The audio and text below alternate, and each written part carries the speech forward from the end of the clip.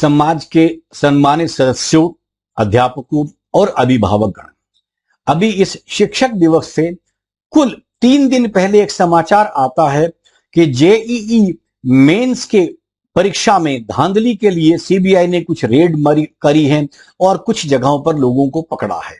कोई एक अलग इंस्टीट्यूट है जिसको पकड़ा गया, उसके डायरेक्टर को 9 सितंबर तक अंदर मतलब कोर्ट में हाजिर करके ले लिया गया हिरासत में, इत्यादि इत्यादि।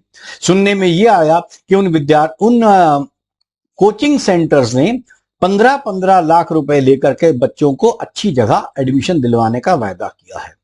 इस वजह से उन्होंने वो काम किया और कहीं ना कहीं उस धांधली में वो पकड़े गए। अब जरा इसको थोड़ा सा विस्तार से इसकी सामाजिक प्रक्रिया को समझने का प्रयास करें। पहली बात तो, जो बच्चा और जो अभिभावक धीरे धीरे पिछले 10-12 वर्षों में शिक्षा ले रहा है और अभिभावक जिसका बच्चा 12 साल शिक्षा ले रहा है, क्या हम 12 वर्षों में उस बच्चे और उस अभिभावक को इतना नहीं सिखा पाए कि गलत रास्ते से आपको शिक्षा के अच्छे कॉलेज में नहीं जाना है? न तो वो विद्यार्थी इस रूप में परिपक्व हम कर पाए कि वो समझे कि जो मेरी क्षमता है, जहां मुझे जाना है वहीं जाना है, मेरे माता पिता के पैसे पर मुझे पैसा देकर अच्छे विद्यालय में नहीं जाना, ये कौन समझेगा? मतलब इतना भी चरित्र माता पिता और बच्चों का गिर गया कि पैसे दे करके इन एग्जाम्स में धांधली करवा करके वो अपना एडमिशन करवाने चाहते हैं। इससे आपके सामने समाज की स्थिति, समाज का चरित्र सामने आ जाता है। आज हमारे देश में कोई भ्रष्टाचार हो जाता है, कोई कहीं पर काम चल जाता है, कोई कहीं घूस ली जाती है, तो हम बहुत कुछ प्रत्येक सरकारों पर आरोप लगा देते हैं, फला सरकार अच्छी नहीं थी, फला अफसर अच्छा नहीं था। अजी अफसर और सरकार तो बाद की बात है, हम अपने समाज के आम नागरिक को ही भ्रष्टाचार से मुक्त नहीं करा पाए। जब हमारे बच्चे और उनके अभिभावक पैसे दे करके एडमिशन लेना चाहते हैं बड़े बड़े एनआईटी और आईआईटीज में, तो समझिए इसकी क्या गुणवत्ता रह जाएगी। पहली बात।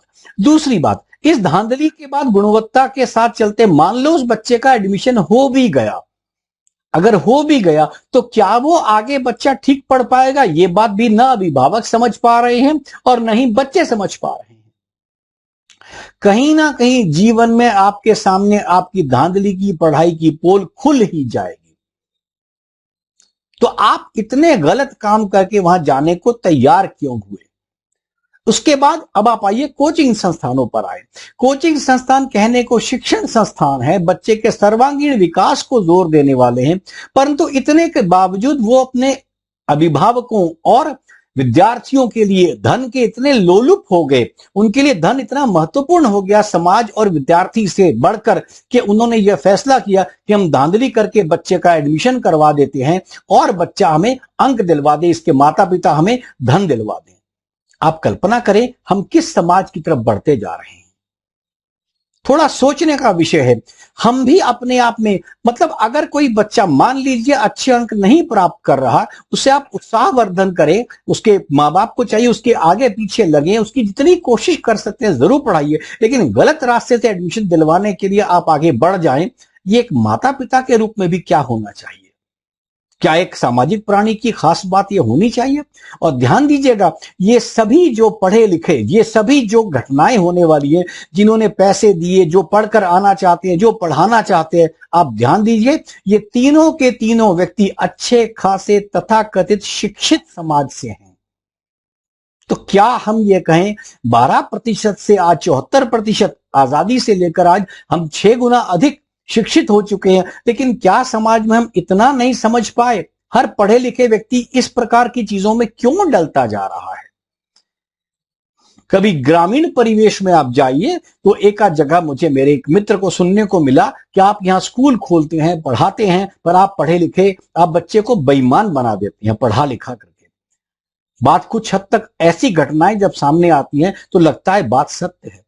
ये जो आज शिक्षण में पढ़ा रहे थे, वो लोग जिन्होंने धांधली करी है, या वो अभिभावक जिन्होंने 15-15 लाख में अपने एडमिशन पक्का किया, या वो विद्यार्थी, इनमें से कौन ऐसा था जी जो पढ़ा लिखा नहीं था?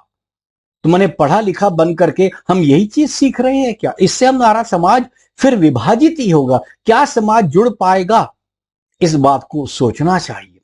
कहीं ना कहीं इन बातों को हमें अपने जीवन में लाना चाहिए कि कम से कम चलिए सब छोड़िए, एक सही कदम तो सोचें जो ठीक काम है। आज अभिभावकों के पास इतनी क्षमता, मैं कह रहा हूं उनका अपना आत्मविश्वास इतना डगमगा चुका है कि अगर बच्चे के अंक कम आ रहे हैं उनको ये निकले कारण किसी ना किसी अच्छे कॉलेज में एडमिशन चाहिए। आप ये समझने का प्रयास करें। अभिभावकों से मेरा विनम्र निवेदन है कि अगर बच्चा वहां पहुंच भी गया, चलिए किसी तरह आपने पास भी करवा लिया, क्या वो बच्चा कल को उसके पढ़ाई को सही रूप में उपयोग में ला पाएगा? आप क्या समझ रहे हैं? हर पढ़े लिखे, हर अच्छे डिग्री धारक को क्या नौकरी मिल पा रही है? आप समझे अपने आप को। और इतने अगर वो गलत काम करके बच्चा जीवन में आगे बढ़ेगा, क्या वो जीवन में किसी भी क्षेत्र में सुखी हो पाएगा? आपका अंतिम ध्येय बच्चे को धन दिलवाना हो चुका है, जबकि आपका अंतिम ध्येय बच्चे को सुख दिलवाना होना चाहिए। हमारा भी, हर व्यक्ति का, हर शिक्षण संस्थान का, हर शिक्षक का अंतिम ध्येय सुख प्राप्त करना होना चाहिए, न कि धन प्राप्त करना होना चाहिए। यहां पर मैं यह बात आपको स्पष्ट कर दूं कि धन की मदद से आपको सुविधा तो मिल जाएगी, लेकिन सुख नहीं मिलेगा। सुख आपकी आत्मा से जुड़ा है, आपकी आत्मिक शांति से जुड़ा है। आप ऐसे गलत काम जब समाज में होते हैं, सोचिए कितनी परेशानी होती होगी। अच्छा, तीसरी बात, जिस समय आप अपने बच्चे को अपने शिक्षण संस्थान के उन लोगों को आगे बढ़ा करके गलत धांधली करके कहीं एडमिशन मान लीजिए आप दिलवा भी देंगे, तो क्या आप जो उस सीट का या उस जगह का असली हकदार था, क्या आप उसके साथ अन्याय नहीं कर रहे हैं? हम अपने देश को बड़ा आध्यात्मिक देश कहते हैं, हम अपने पुनर्जन्मों की बात करते हैं, हम कहते हैं पिछले जन्मों का फल होगा, कर्म किए जा, फल की इच्छा मत कर इंसान। तो हम जी इन कर्मों को करके किस जगह जा रहे हैं? किसकी कुर्सियां, किसकी सीटें हम अपनी जगह ले रहे हैं? क्या इससे हमें सुख मिल जाएगा? हमारे बच्चों को सुख मिल जाएगा? किसको शांति मिल जाएगी?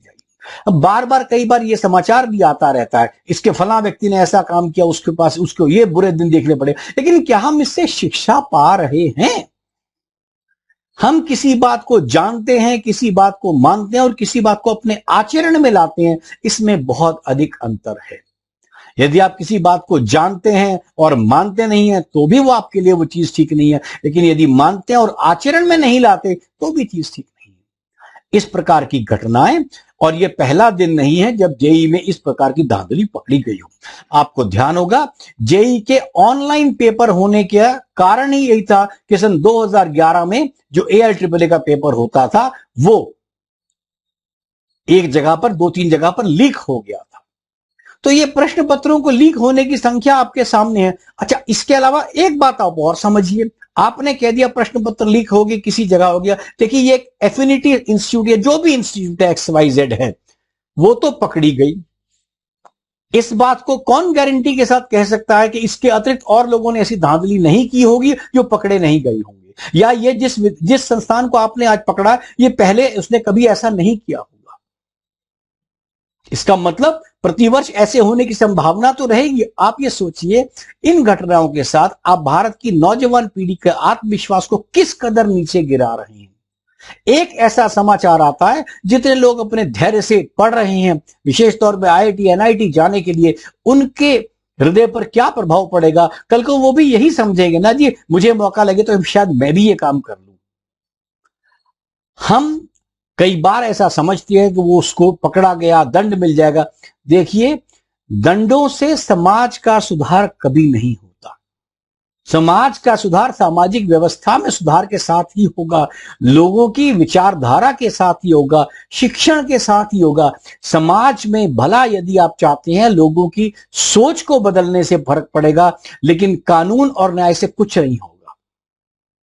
इतने नए नए कानून बन चुके हैं, लेकिन क्या कहीं अंतर पड़ा? लोग और अधिक चोर बन चुके हैं, लोग और अधिक भ्रष्टाचार में लिप्त हो रहे हैं। हर व्यक्ति आज भ्रष्टाचार में लिप्त होने के बाद क्या कहता है? देखो, मैं तो नहीं पकड़ा गया, मैंने अपने जीवन में इतना इतना काम कर दिया। इस पर उनको गर्व हो रहा है। एक समय था ऐसी बातें, मान लो पिता कुछ घूस भी लेता था, भ्रष्टाचार भी करता था, अपने परिवार, अपने बच्चों तक को बताने में शर्म महसूस करता था। तो सोचने की बात है, हम किस समाज की तरफ आगे बढ़ते जा रहे हैं। शिक्षण संस्थानों को इसमें बहुत बड़ा रोल अपनाना चाहिए, क्योंकि आप समाज में क्योंकि आज जो अभिभावक है वो भी इसी शिक्षा से ही तो निकला हुआ है। आज का जो अभिभावक है या आज का जो कोचिंग संस्थान का व्यक्ति है वो भी इसी शिक्षा से निकला हुआ है। धीरे धीरे विकृति बढ़ते बढ़ते इतनी विकृति बढ़ गई है कि आज समाज को संभालना भारी पड़ रहा है। कृपया करके हम में से हर व्यक्ति अपने आप में सजग हो। कुछ सुझाव भी इस पर बात कर सकते हैं, इस पर चर्चाएं होनी चाहिए ताकि हम इसके ऊपर कुछ राष्ट्रीय स्तर पर कार्य कर सकें। धन्यवाद।